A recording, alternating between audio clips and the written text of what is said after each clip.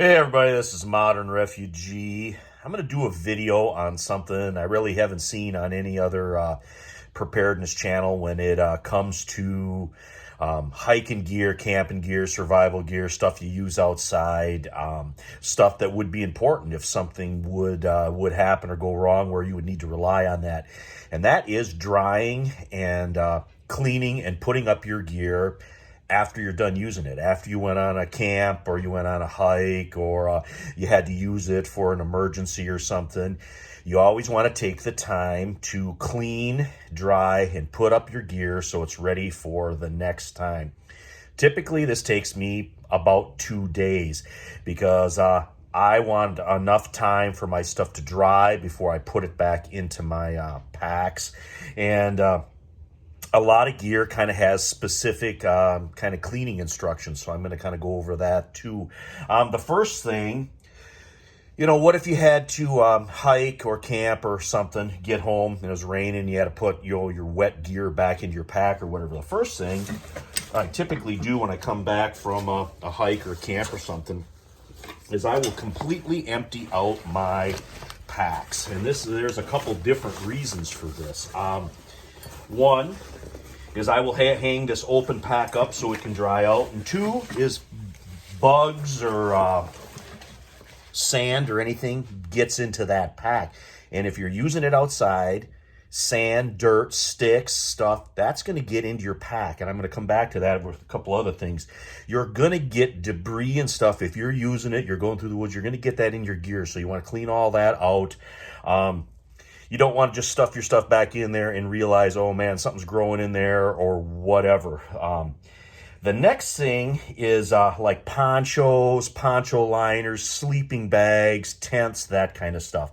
Now a tent, like when I winter camp, I'll bring my hot tent in the garage here. I'll start a little bit of a fire and I'll hang it from the apex of the tent. Just let it hang down, and I'll hang it from one of the rafters here in the garage, and just let the any moisture or anything come out of that. Because even if it's dry outside, even if there is no rain or anything like that, when you're sleeping in a tent or you're sleeping in a sleeping bag, you're covered up with a poncho liner, your body gives off moisture, and that material that will absorb that moisture.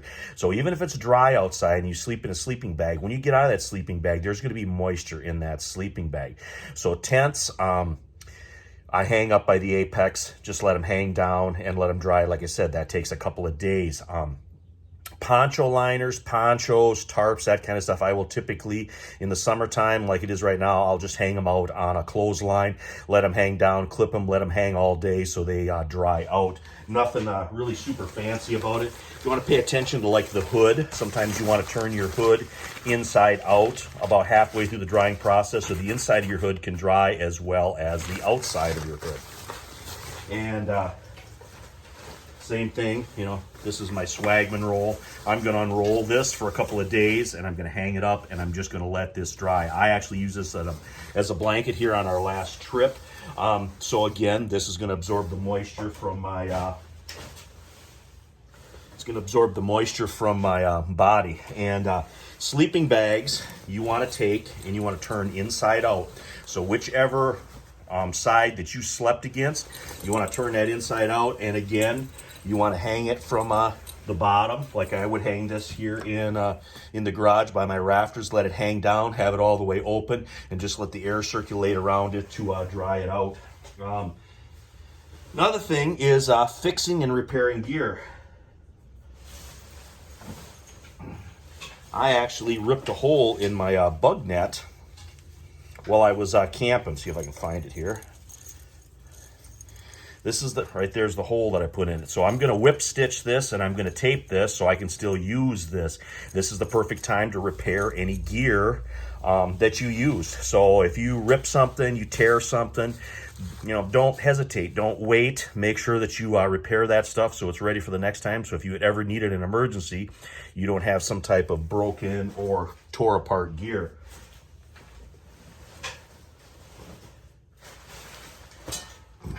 The next thing is water filters. I use Sawyer Minis a lot. I don't carry the cleaning stuff with me when I usually hike and camp.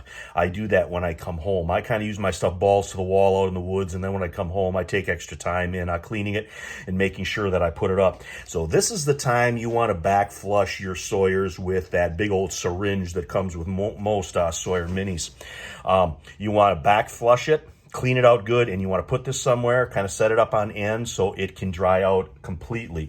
Drying these out completely is very important in the wintertime, because if any moisture is still in this and it goes ahead and freezes, it will ruin this filter. So that's another thing that you want to keep in mind with these Sawyer minis.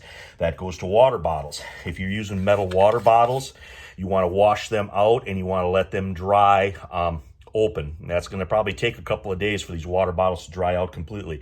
I like drying everything out completely before I refill them with any water. That doesn't matter whether it's a steel water bottle like these right here, or if it's a plastic one like these smart water bottles that you can use with that Sawyer mini. I will wash these out and just let these dry naturally and then refill them so I can use them. Same thing, a lot of people use bush pots and cups and whatnot to and utensils when they're out eating and cooking. You don't usually get these really super clean when you're out in the bush, so you want to clean this stuff with regular dish detergent and wash it, let it dry again so you can put it back up in your bag so it's ready for the next time. There's nothing worse than pulling your spoon out of your pack and forget that you left a little lump of food or something on that and it's all funky, and then you got to use that again when you're out in the woods. Another thing is headlamps, that kind of stuff. Check your batteries. This is a rechargeable one. I use this for my camping trip, so I'm going to go ahead and recharge this to make sure that this is good to go for the next time in my pack, because it's kind of my main one. Next thing is knives, sidearms, saws, that kind of stuff. You want to take care of that stuff as far as moisture and use, especially on knives and saws. Now, on folding saws like this, I'm going to take some type of rag and I'm going to use WD-40. I like WD-40 on the saws. I'll wipe the saw down really well and make sure there's no sawdust or sap or anything that's on the blade that could degrade that blade. Wipe everything down and with a WD-40 soaked cloth so that can leave a kind of a light coating on that. That'll also aid you in cutting. The same thing with knives. This is my big survival knife here that I use. I will wipe this off with some type of either gun oil or WD-40 to clean the blade. And then if you have a knife that's specifically for like food prep, or one that's that you're going to use for that type of use, you want to clean the blade, of course, if there's any food or anything on it, and then you want to go ahead and wipe that down with some type of cooking oil like olive oil or something, so you can keep one knife specifically like for food prep. The other thing is sidearms.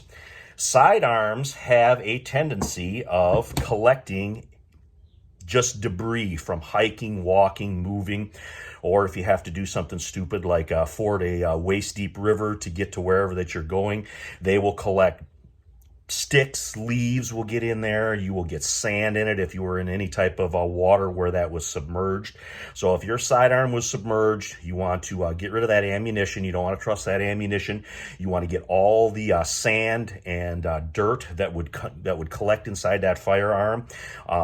Clean that out really, really well, and then re-lubricate that firearm. Now, cleaning a firearm or a sidearm when you're hiking like that, you're not going to need like the brush to clean the barrel because you didn't shoot it excessively, so you're not going to have a lot of fouling and stuff in it. The outside elements that got into your sidearm is what you're going to want to clean out. So you're going to need stuff like Q-tips. You're going to need stuff like cloths to clean all that stuff out, and then you're going to need something to either re-lubricate it. Again, I just wipe my stuff off basically out in the field, and I don't do real detailed cleaning until I come back so I could take everything apart and clean everything. Another thing is like schmogs. If you use a schmog or anything like this for a towel or whatever, again, you're going to want to launder this, clean it up good, and then go ahead and hang it out so it can dry so you can put it back in your pack. Same thing if you use this for a towel for like 3-4 days when it's really hot outside, and you just throw this back in your pack, this thing is going to get funky as hell when you need it most. You'll pull it out of your pack, of course everything's going to stink and whatnot. Same thing, hammocks. Same thing, just like the sleeping bags and the tents. You want to open these up, hang them over something for a couple of days so they dry out good, and then repack them. Another thing is cordage. Cords, stuff like ridge lines, guy lines, and these tent pegs here, these will absorb more moisture and rain like crazy. These can be soaking wet. So you want to leave these out someplace. Even if you got them kind of hanked up like this, you want to leave these out somewhere where these can dry for at least a couple of days before you would repack these. Stuff like your tent stakes, same thing. You want to take a brush or something, get all that sand and dirt that's on the tent pegs off of them before you put them back into your pack, because again, that can introduce stuff into your pack that would make it could make it moldy and musty. Use any type of little dry bags like this. Same thing with the sleeping bags. You want to turn stuff inside out, hang it up, and let it air out and dry out good before you would repack that bag. Anything that you're going to use, wipes, camp fuel, you want to check all that stuff. Did I use a lot of wipes? Do I need to put a new pack in that pack?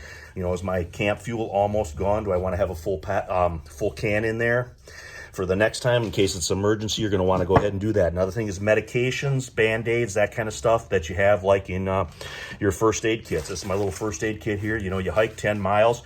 Man, you were cramping up that night, so you took some of your Motrin that was in there. Don't forget to put that Motrin back into your pack for the next time that you have to walk. And then the next thing, of course, is food. We ate MREs on our last camping trip there. So if you got MREs or whatever in your pack, or ready rice or packs of chicken or whatever that is, you want to replace all that. Again, you know, you don't want to eat all your snacks and stuff out of your pack. Go out and use it the next time, and then remember halfway down the trail, oh shit, I don't have, you know, snacks and stuff in my pack here. Now I just got to walk all day with nothing and have it suck. So that's pretty much everything in a nutshell. You know, you want to clean your stuff. You want to hang it up. You want to let it dry.